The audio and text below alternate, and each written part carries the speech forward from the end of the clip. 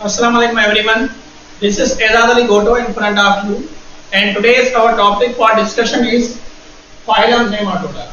आज इस लेक्चर में phylum Nematoda के जनरल कैरेक्टरिस्टिक्स डिस्कस करेंगे, लेकिन इससे पहले समझ लें कि नेमाटोडा का मतलब क्या होता है। phylum नेमाटोडा का मतलब होता है राउंड वर्म्स, यानी कि इस फाइलम में जो वर्म्स हम पढ़ेंगे these are called round worms. In worms को कॉमनली क्या कहा जाता है? राउंड वर्म्स कहा जाता है। अब राउंड वर्म्स क्यों कहा जाता है, इसके रीजन की बात करेंगे।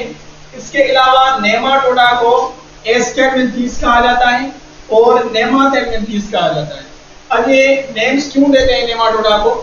सबसे पहले अगर एस्केलेंथीस की बात करें तो एस्केलेंथीस जो वर्ड है ये ग्रीक वर्ड एस्कोस से लिया गया है।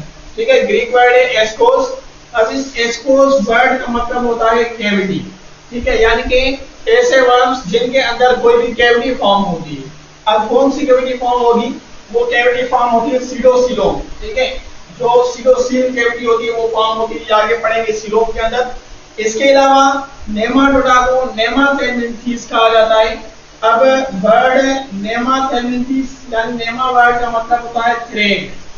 ठीक है, थ्रेड वर्ड। अब थ्रेड नेमा का मतलब होगा थ्रेड और एलेंथीस मींस वर्म्स, यानी कि इन राउंड वर्म्स को थ्रेड वर्म्स भी कहा जाता है। नेमाटोडा में कॉमनली राउंड वर्म्स कहा जाता है या फिर थ्रेड वर्म्स कहा जाता है, और इनके अंदर एक कैविटी फॉर्म होती है जिसको सीडोसिल कहा जाता है। अच्छा, अब जनरल फीचर्स की अगर बात करें तो सबसे पहले हैबिटेट के हिसाब से जो राउंड वर्म्स होते हैं दे आर एक्वाटिक, ये एक्वाटिक होते हैं। फिर ये फ्रेश वाटर में हो सकते हैं या उसके अलावा मैरीन हो सकते हैं, और इसके अलावा ये डैम्प सॉइल्स के अंदर भी मिलते हैं। जो भी डैम्प सॉइल होती है, ठीक है, डैम्प सॉइल के अंदर भी पाए जाते हैं। और these can be parasitic, ये पैरासाइटिक होते हैं। न सिर्फ एनिमल्स बल्कि प्लांट्स के ऊपर भी डिपेंड करते हैं। ठीक है, ये प्लांट के पैरासाइट्स भी होते हैं। ये कहां पर रहेंगे? इंटेस्टाइन। ठीक है, और एनिमल्स के इंटेस्टाइन और प्लांट्स की रूट्स में रहते हैं। ये इनका हैबिटेट है और मोड ऑफ लाइफ है। हैबिटेट के हिसाब से ये एक्वाटिक होते हैं, पानी के अंदर रहते हैं, मैरीन वाटर के अंदर या फिर फ्रेश वाटर के अंदर रहते हैं। उसके अलावा डैम्प सॉइल में रहते हैं, और ये पैरासाइट्स होते हैं। ठीक है, या फ्री लिविंग होते हैं। पैरासाइट्स अगर होंगे तो कहां पर रहेंगे? एनिमल्स के इंटेस्टाइन में या फिर प्लांट्स की रूट्स के अंदर रहते हैं।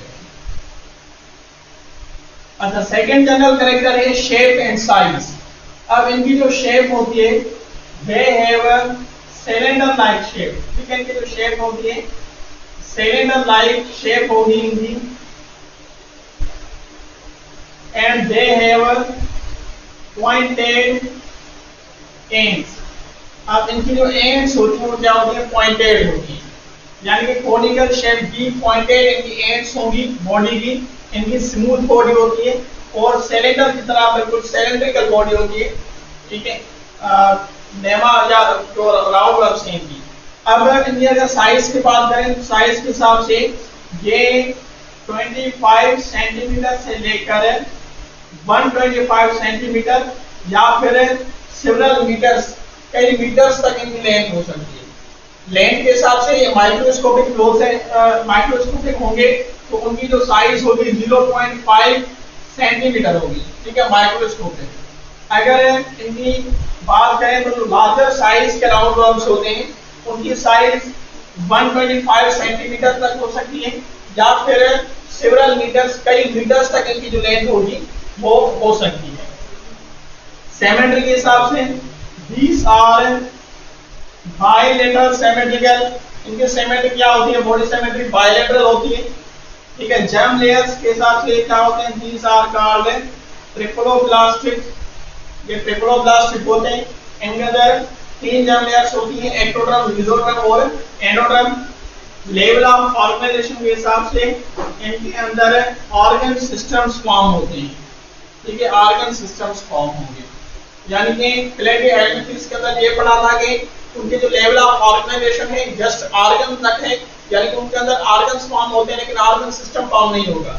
अब नेमाटोडा से लेकर एकानोडर्मेटा तक या कॉर्डेटा तक जो भी फाइलम्स हैं उन सब फाइलम्स के अंदर जो उनकी लेवल ऑफ ऑर्गेनाइजेशन होगी वो क्या होगी, ऑर्गन सिस्टम होगी।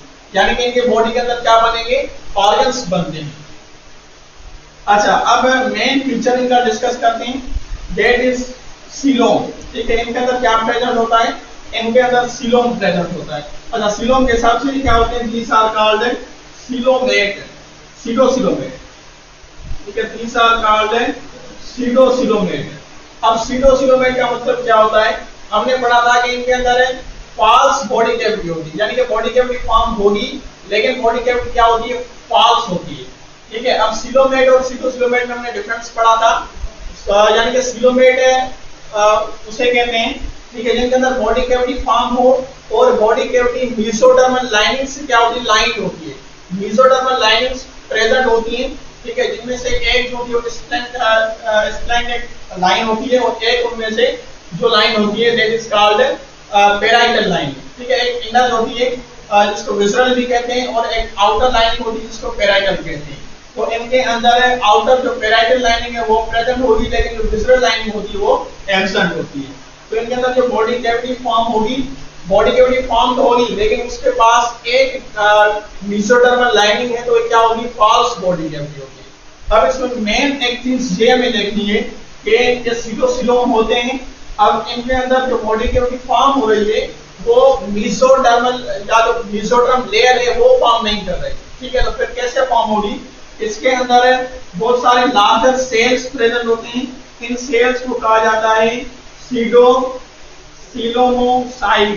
ठीक है, सीडोसिलोमोसाइट्स क्या होते हैं, सेल्स होते हैं। अब ये सेल्स बहुत सारे ऐसे बड़े बड़े सेल्स फ्यूज होकर क्या बनाते हैं, एक बॉडी कैविटी बनाते हैं। किस चीज के दरमियान, एलिमेंट्री कैनाल के दरमियान और बॉडी वॉल के दरमियान।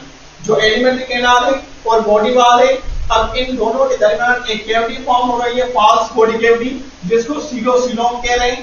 ठीक है, और उस कैविटी को सीडोसील भी कहा जाता है। अब ये जो सीडोसील कैविटी है ये फॉर्म कैसे हुई, मेसोडर्म ने इसे फॉर्म नहीं किया, ये फॉर्म होती है by the fusion of large cells. जब लार्ज सेल्स फ्यूज होते हैं तब जाकर ये कैविटी फॉर्म होती है। अब इस लार्ज सेल्स को क्या कहा जाता है, this large cells are called pseudocoelomocytes कहा जाता है। क्लियर। अच्छा, नेक्स्ट इनके अंदर एक यूनिक फीचर है दैट इज सेपलाइजेशन। अब सेपलाइजेशन का मतलब ये होता है कि इनके अंदर जो हमने पहले नर्वस सिस्टम पढ़ा था, इसके अंदर डिफ्यूज टाइप का नर्वस सिस्टम और कुछ फाइलम्स के अंदर जो जस्ट नर्व कॉर्ड्स प्रेजेंट थे, लेकिन इसके अंदर सेपलाइजेशन का मतलब ये है कि नर्व कॉर्ड्स प्रेजेंट होंगे ही होंगे लेकिन उसके अलावा इनके अंदर एक प्रिमिटिव ब्रेन फॉर्म होता है। ठीक है, इनके अंदर क्या फॉर्म होगा, प्रिमिटिव ब्रेन। एक वेल डेवलप्ड जो ब्रेन है वो प्रेजेंट नहीं होगा लेकिन एक प्रिमिटिव ब्रेन प्रेजेंट जरूर होता है। तो अब ये कैसे फॉर्म होगा, इधर एक चीज नोट करें कि इस ईयर के जो लेक्चरेशन में क्वेश्चन आया था कि cephalization is found in phylum dash, यानी कि जो सेपलाइजेशन होती है वो कौन से फाइलम से स्टार्ट होती है। तो सिंटैक्स के हिसाब से या अगर आप क्रोम पे सर्च करेंगे तो आपको फाइलम बताएगा प्लेटिहेल्मिन्थेस, लेकिन एक्चुअल में अगर रीजन के हिसाब से देखें तो रीजनेबली जो सेपलाइजेशन होती है वो कहां पर होती है, फाइलम नेमाटोडा के अंदर होती है। यानी कि जो फाइलम नेमाटोडा है इसके अंदर सेपलाइजेशन का कैरेक्टर है जो मिलता है, इसके अंदर मिलता है। तो ये मेन कंट्रास्ट है। ठीक है, अगर आप रीजन के हिसाब से देखें तो नेमाटोडा जो ऑप्शन है ये सही होगा। ठीक है, अगर बुक के हिसाब से या आप गूगल क्रोम पे सर्च करें तो वहां पर आपको फाइलम प्लेटिहेल्मिन्थेस करेक्ट आंसर दिखाएगा। अच्छा, अब ये सेपलाइजेशन क्यों कह रहे हैं, प्रिमिटिव ब्रेन का मतलब क्या है, ऐसे तो नर्व कॉर्ड्स प्रेजेंट थे फाइलम प्लेटिहेल्मिन्थेस के अंदर भी, ठीक है, लेकिन उसके अंदर सेपलाइजेशन क्यों एब्सेंट है, अब रीजन समझें। अब क्या होता है कि इसके अंदर फाइलम नेमाटोडा में जो राउंड वर्म्स हैं, इन राउंड वर्म्स के अंदर भी क्या मौजूद होते हैं, नर्व कॉर्ड्स मौजूद होते हैं। ठीक है, नर्व कॉर्ड्स मौजूद होते हैं, नर्व कॉर्ड्स होते हैं और इनमें सेंसरी स्ट्रक्चर्स होती है, ये भी हम समझेंगे। अब नर्व कॉर्ड्स जो प्रेजेंट होते हैं, nerve cords are embedded in hypodermis, यानी कि इनकी जो डर्मिस लेयर है इस लेयर के अंदर नर्व कॉर्ड्स क्या होते हैं, एम्बेडेड होते हैं, इसके अंदर एक प्रेजेंट होते हैं। ठीक है, अच्छा, अब ये नर्व कॉर्ड्स प्रेजेंट होंगे, अब इन नर्व कॉर्ड से फिर नर्व्स वगैरह जो की अराइज होगी, लेकिन जो इनकी एंटीरियर साइड होती है, ठीक है, एंटीरियर जो इनका हेड होता है, हेड वाले रीजन में क्या प्रेजेंट होगा, there is a circumferential ring, ठीक है, इनके अंदर सर्कमफ्रेंशियल रिंग प्रेजेंट होती है। अब एक है राउंडेड सर्कमफ्रेंशियल रिंग प्रेजेंट होती है इनके हेड वाले रीजन में। फिर उस सर्कमफ्रेंशियल रिंग से सारे जो नर्व कॉर्ड्स होते हैं ये पोस्टीरियर बॉडी के अंदर क्या होते हैं, अराइज होते हैं, या फिर उसके सर्कमफ्रेंशियल रिंग की जो एंटीरियर साइड है यानी कि हेड की तरफ जो साइड है वहां पर बहुत सारे गैंग्लियन जिन्हें वो क्या होंगे, अराइज होते हैं। लेकिन मेन जो सारी नर्व कॉर्ड्स और गैंग्लिया अराइज हो रहे हैं वो कहां से अराइज हो रहे हैं, फ्रॉम द सर्कमफ्रेंशियल रिंग, ठीक है, सर्कमफ्रेंशियल रिंग से अराइज हो रहे हैं। तो इसी सर्कमफ्रेंशियल रिंग के प्रेजेंट होने की वजह से इसको क्या कहते हैं, सेफलाइजेशन, यानी कि इनके अंदर प्रिमिटिव ब्रेन है। अब ये सर्कमफ्रेंशियल रिंग बिहेव कर रही है, सर्व कर रही है as a primitive brain. Clear? अच्छा, उसके बाद एलिमेंट्री कैनाल, एलिमेंट्री कैनाल या डाइजेस्टिव ट्रैक्ट की अगर बात करें तो इनके अंदर क्या होगा, इनके अंदर जो एलिमेंट्री कैनाल होता है that is complete alimentary canal होगा। कंप्लीट का मतलब क्या होगा कि इनके अंदर देयर इज टू ओपनिंग्स, ठीक है, यानी इनके अंदर माउथ प्रेजेंट होगा और उसके अलावा एनस प्रेजेंट होता है। That's why it is called complete alimentary canal. अच्छा, अब स्केलेटन की बात करें तो इनके अंदर हमने पढ़ा कि जो सीलोमेट के काम में सीलोमेट होती है। अब ये जो सीलोसील कैविटी बन रही है इस कैविटी के अंदर क्या प्रेजेंट होगा, एक फ्लूइड प्रेजेंट होता है। अब ये जो फ्लूइड होता है this fluid behave as a hydrostatic skeleton, ठीक है, ये सर्व करेगा एज ए हाइड्रोस्टैटिक स्केलेटन। तो हम कह सकते हैं कि इनके अंदर हाइड्रोस्टैटिक जो स्केलेटन है वो क्या होता है, प्रेजेंट होता है।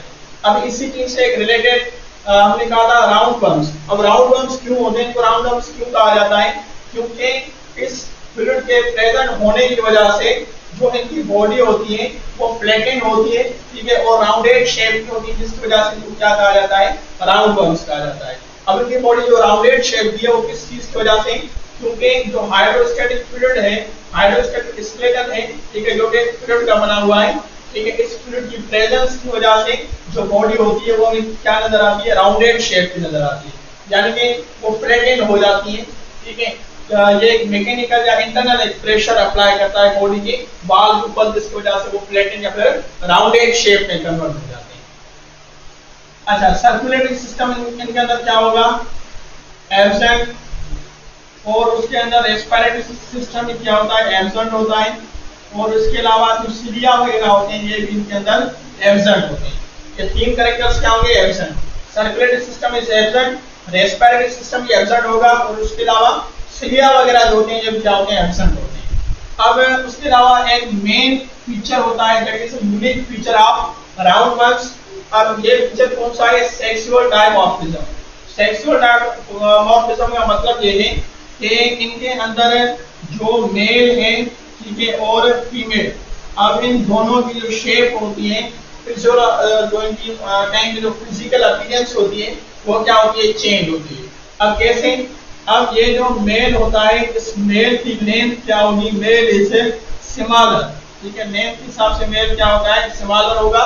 जो मेल रिंग वर्म्स है वो स्मॉलर होंगे, और जो फीमेल है that is larger in size, ठीक है, फीमेल क्या होगी, साइज के हिसाब से लार्जर। और उसके अलावा जो मेल के गैमीट्स होंगे उसके लिए एक ही जो क्लोएका है, क्लोएका वाली जो ओपनिंग है ये यूज होती है मेल के गैमीट्स को रिलीज करने के लिए, जबकि फीमेल के अंदर क्या होता है, फीमेल के अंदर अलग से एक ओपनिंग प्रेजेंट होती है दैट इज कॉल्ड गोनोपोर, या फिर इसको सिंपली वोल्वा भी कह सकते हैं। तो ये दो मेन डिफरेंसेस हैं। मेन जो डिफरेंस है वो क्या है, साइज का डिफरेंस है, male is smaller in size and female is larger in size. इसके अलावा एक डिफरेंस ये भी होता है कि जो मेल के गैमीट्स होंगे वो क्लोएका के थ्रू रिलीज होंगे, और जो फीमेल के गैमीट्स होते हैं उन्हें रिलीज करने के लिए अलग से एक ओपनिंग प्रेजेंट होगी दैट इज कॉल्ड गोनोपोर और वोल्वा। अच्छा, अगर एक्सक्रीशन की बात करें तो एक्सक्रीशन के हिसाब से क्या होता है कि हर फाइलम के अंदर अलग से एक कैरेक्टर प्रेजेंट होता है या एक्सक्रीटरी ऑर्गन प्रेजेंट होता है। जैसे हमने पढ़ा था प्लेटी एलिमेंट्स के अंदर, ठीक है, या प्लेनेरिया के अंदर हमने पढ़ा था कि प्लेनेरिया के अंदर क्या होता है, फिलिन एरिया के अंदर प्रोटोनेफ्रिक या फ्लेम सेल प्रेजेंट होता है। इसी हिसाब से अगर देखें राउंड वर्म्स के अंदर तो एक्सक्रीशन के लिए इनके अंदर एक एच शेप्ड सेल प्रेजेंट होता है, एक यानी ऑर्गन प्रेजेंट है जिसकी जो शेप होती है वो एच की तरह होती है। अब इसको क्या कहा जाता है, this is called renette cell. अब ये जो रेनेट सेल है ये फंक्शन करेगा एज द एक्सक्रीटरी ऑर्गन, यानी कि राउंड वर्म्स का जो एक्सक्रीटरी ऑर्गन है वो कौन सा है, रेनेट सेल है। और इसकी अगर शेप की बात करें तो इट इज एच शेप, जो शेप है वो एच की तरह होती है। अच्छा, अब सेंसरी जो स्ट्रक्चर्स की हमने बात की कि इनके अंदर सेंसरी स्ट्रक्चर्स मौजूद होती हैं। अब सेंसरी स्ट्रक्चर्स इनकी बॉडी में एंटीरियर साइड पर भी प्रेजेंट होंगी और उसके अलावा इनकी बॉडी में पोस्टीरियर साइड पर भी प्रेजेंट होगी। ठीक है, अब एंटीरियर साइड पर जो सेंसरी स्ट्रक्चर्स प्रेजेंट हैं, these sensory structures are called amphiid। ठीक है, सेंसरी स्ट्रक्चर्स को क्या कहेंगे, एम्फिड कहेंगे। ठीक है, और उसके बाद जो पोस्टीरियर है जो सेंसरी स्ट्रक्चर्स हैं, these are called plasmid। ठीक है, एम्फिड एंड plasmid are, अगर हमसे पूछा जाए कि एम्फिड और plasmid क्या है, these are the sensory structures of roundworms। ठीक है, एंटीरियर जो सेंसरी स्ट्रक्चर्स होती हैं these are called amphiid, और जो पोस्टीरियर साइड पर मौजूद होंगी these are called plasmid। Clear हो गया। अच्छा, अब उसके बाद इधर हमने कहा कि मेल और फीमेल इनकी बॉडी के अंदर क्या होता है, अलग होता है। ठीक है, मेल जो इंडिविजुअल है वो अलग होगा और फीमेल अलग। तो ये क्या होते हैं, डाइशस होते हैं, यानी कि ये हर्माफ्रोडाइट नहीं होते हैं। ठीक है, ये हेटेरोफ्रोडाइट होते हैं। अच्छा, अब इनके अंदर जो फर्टिलाइजेशन होती है, फर्टिलाइजेशन इज इंटरनल। ठीक है, इंटरनल फर्टिलाइजेशन होगी। डेवलपमेंट इनके अंदर क्या होती है, डायरेक्ट होती है, यानी कि मोस्टली इनके अंदर लार्वा फॉर्म नहीं होता। अच्छा, सेंसाइट ये का मतलब हमने पढ़ा था कि इनकी जो एपिडर्मिस होती है, एपिडर्मिस इस सेंसाइट के, यानी कि सिंगल मल्टीन्यूक्लिएटेड सेल होगा जो एपिडर्मिस को क्या करेगा, इसको सराउंड करेगा या फिर कवर करेगा। अब एपिडर्मिस के ऊपर इनके अंदर क्या प्रेजेंट होगी, क्यूटिकल प्रेजेंट होगी, जो इसका एक एवोल्यूशनरी कैरेक्टरिस्टिक होता है। ठीक है, क्यूटिकल का प्रेजेंट होना। अच्छा, लॉन्गिट्यूडिनल कॉर्टेक्स, अब ये चीज समझनी है। ठीक है, क्योंकि इसके साथ रिलेटेड है लोकोमोशन। अब अगर राउंड वर्म्स की बात करें तो इनके अंदर लॉन्गिट्यूडिनल मसल्स मौजूद होते हैं। ठीक है, सर्कुलर मसल्स एब्सेंट होंगी, लॉन्गिट्यूडिनल जो मसल्स हैं ये इनके अंदर क्या होती हैं, प्रेजेंट होती हैं। लेकिन एक बात ध्यान में रखें कि ये जो लॉन्गिट्यूडिनल मसल्स हैं इनकी सर्कुलर पेयर प्रेजेंट नहीं होगी। ठीक है, यानी कि बॉडी के अंदर ये जो मसल्स हैं लॉन्गिट्यूडिनल मसल्स ये सर्कुलर यानी कि कंटिन्यू जो इनकी यानी ऑर्गेनाइजेशन है वो प्रेजेंट नहीं होगी। क्या होता है, longitudinal muscles are divided into 4 parts। ठीक है, 4 parts में longitudinal muscles जो है वो क्या है, डिवाइडेड है। अगर ये सारी एक ही कंटिन्यू रिंग होगी, ठीक है, longitudinal muscles की, तो फिर हम क्या कहेंगे, इसी से कंटिन्यूअस longitudinal muscles के उसमें ये पार्ट्स वगैरह या कोऑर्डिनेट्स फॉर्म नहीं होंगे। ठीक है, लेकिन अब क्या है कि जो लॉन्गिट्यूडिनल मसल्स हैं उनकी कंटिन्यू एक लेयर प्रेजेंट, कंटिन्यू जो उनकी कहीं एक रिंग प्रेजेंट नहीं होती है। ठीक है, फिर क्या होगा कि जो लॉन्गिट्यूडिनल मसल्स हैं 4 पार्ट्स में डिवाइड होते हैं और 4 पार्ट्स में डिवाइड होने की वजह से इनको क्या कहा जाता है, these are called कोऑर्डिनेट्स। अच्छा, अब ये जो मसल्स प्रेजेंट होते हैं ना, ये एपिडर्मिस के नीचे प्रेजेंट होते हैं। कि हम कह सकते हैं कि epidermis is followed by longitudinal muscles. अच्छा, अब एक चीज यहाँ पर ये भी समझनी है हमें कि हमने कहा था कि जो नर्व कॉर्ड्स होते हैं these are हाइपोडर्मिस, ये एपिडर्मिस के नीचे मसल्स के अंदर प्रेजेंट होते हैं। ठीक है, हाइपोडर्मिस का मतलब ये मसल्स के अंदर एम्बेडेड होते हैं। अब कौन से मसल्स में एम्बेडेड हैं, इसी लॉन्गिट्यूडिनल मसल्स के अंदर एम्बेडेड हैं। अब ये देखें, अगर हम क्रॉस सेक्शन देखें रिंगवर्म्स का, सॉरी राउंडवर्म्स का, तो इनके अंदर क्या होगा, इनके अंदर हमें 4 नर्व कॉर्ड्स दिखाई देंगे। ठीक है, ये जो 4 हमने डॉट्स बनाए हैं, ये डॉट्स क्या हैं, these dots are nerve cords. अब इनमें से एक जो डोर्सल नर्व कॉर्ड होता है जो डोर्सल साइड पर प्रेजेंट होगा, और दूसरा होगा वेंट्रल नर्व कॉर्ड जो कि वेंट्रल साइड पर प्रेजेंट है। और दो नर्व कॉर्ड साइड्स पर प्रेजेंट होते हैं, तो इनको क्या कहा जाता है, these are called lateral nerve cords. ये टोटल 4 नर्व कॉर्ड्स बनते हैं, ठीक है।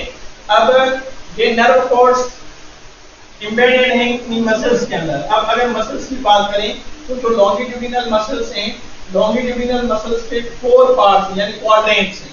अब इनमें से दो जो हैं वो प्रेजेंट होंगे बिटवीन डोर्सल एंड लेटरल, ठीक है, ये डोर्सल साइड और ये लेटरल।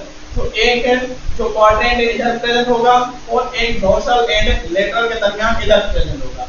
ये दो हो गए नर्व जो मसल्स के क्वाड्रेंट्स हैं, लॉन्गिट्यूडिनल मसल्स के क्वाड्रेंट्स जो कि डोर्सल और lateral side lateral nerve cord के दरमियान में प्रेजेंट है। तो इनको कहा जाएगा दीस आर कॉल्ड, से कौन से मसल्स हैं, these are called dorso lateral, ठीक है। ये कौन से क्वाड्रेंट्स हैं, these two are dorso lateral quadrants, ठीक है। ये दो डोर्सो लेटरल क्वाड्रेंट्स होते हैं। अच्छा, अब नीचे की तरफ अगर देखें तो ये नर्व कॉर्ड कौन सा है, वेंट्रल नर्व कॉर्ड है, और ये दो कौन से हैं, लेटरल नर्व कॉर्ड है। अब अगर इनको देखें तो ये जो मसल्स के जो क्वाड्रेंट्स मौजूद हैं, इन क्वाड्रेंट्स को क्या कहा जाएगा, दीस क्वाड्रेंट्स आर कॉल्ड वेंट्रोलेटरल। ये जो क्वाड्रेंट्स हैं ये क्या हैं, ये दो वेंट्रोलेटरल क्वाड्रेंट्स हैं, क्योंकि ये वेंट्रल और लेटरल नर्व कॉर्ड्स के दरमियान प्रेजेंट होते हैं। तो ये लॉन्गिट्यूडिनल क्वाड्रेंट्स हो गए कितने, 4। अब इनमें से दो जो हैं वो डोर्सोलेटरल हैं, जो कि डोर्सल और लेटरल नर्व कॉर्ड्स के दरमियान प्रेजेंट हैं, और दो जो होते हैं वेंट्रोलेटरल, जो कि वेंट्रल और लेटरल नर्व कॉर्ड्स के दरमियान प्रेजेंट होते हैं। अब अगर लोकोमोशन की बात करें तो इनके अंदर मसल्स मौजूद जो हैं, अब लोकोमोशन कैसे होगी, जो लोकोमोशन इनके अंदर है वो लोकोमोशन इनके अंदर मतलब लॉन्गिट्यूडिनल मसल्स प्रेजेंट है, लेकिन इनके अंदर सर्कुलर जो मसल्स हैं वो क्या होती है, एब्सेंट होती है। तो अब इनके अंदर जो लोकोमोशन होती है, जो मूवमेंट होती है, this movement is called undulating propulsion, ठीक है। जैसे जेलीफिश के अंदर जो मूवमेंट होती है उसे क्या कहते हैं, that is called jet propulsion, ठीक है। जैसे जेलीफिश के अंदर जेट प्रोपल्शन होगी, इसी तरह से जो राउंड वर्म्स होती हैं इनके अंदर क्या होती है, अंडुलेटिंग प्रोपल्शन होती है। अब अंडुलेटिंग प्रोपल्शन का मतलब होता है कि इनके अंदर जब मूव करेंगे वेव्स की तरह, इनके अंदर जो बॉडी है ये मूव करती है वेव्स की तरह, ठीक है। जिन वेव्स को क्या कहा जाता है, साइनोसाइडल वेव्स कहते हैं, साइनोसाइडल वेव्स।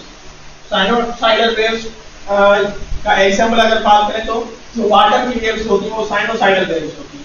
अब ये वेव लाइक अंडुलेटिंग प्रोपल्शन बनती कैसे है, अब हम इधर डिस्कस किया हमने कि इनके अंदर जो सर्कुलर मसल्स हैं वो एब्सेंट होती हैं, जस्ट क्या होती है, longitudinal muscles by shortening of longitudinal muscles. जब लॉन्गिट्यूडिनल मसल्स बीट होंगी, हार्शनिंग होगी, ठीक है, लॉन्गिट्यूडिनल मसल्स की कॉन्ट्रैक्शन होगी, तो जो इनकी बॉडी है, ठीक है, वो बॉडी क्या होगी, एक साइड पर बेंड हो जाएगी, ठीक है। लेकिन ये जो बेंडिंग है, ये बेंडिंग क्या होती है, पुअर बेंडिंग होती है, यानी ये अंडुलेटिंग वेव की तरह ये बेंडिंग तो होगी, लेकिन ये एक पुअर बेंडिंग होती है, जिसकी वजह से ये जो राउंड वर्म्स होते हैं इस मैनर में जो मूव करते जाएंगे, ठीक है। अब इसी तरह की ये जो मूवमेंट है इसको अंडुलेटिंग प्रोपल्शन कहते हैं, ठीक है, या फिर इसको साइनोसाइडल वेव्स की तरह कहते हैं कि ये मूव करते हैं, ठीक है।